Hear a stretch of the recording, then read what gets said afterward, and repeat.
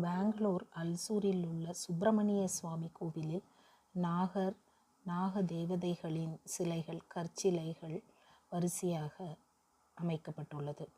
அவைகளுக்கு மேற்புறம் சுதைவடிவ சிற்பங்களாக அஷ்டதிக்பாலகர்களின் சிலைகளும் அஷ்டலக்ஷ்மிகளின் சிலையும் வரிசையாக உள்ளது.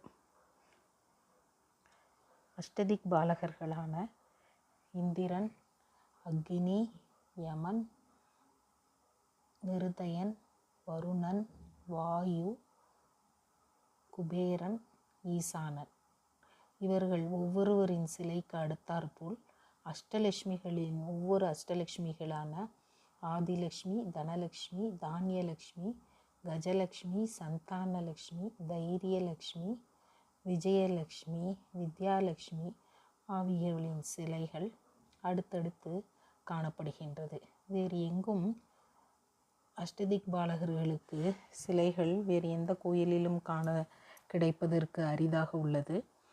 இங்கு சுப்பிரமணிய சுவாமி கோவிலில் அவை அழகாக அமைக்கப்பட்டிருக்கின்றது.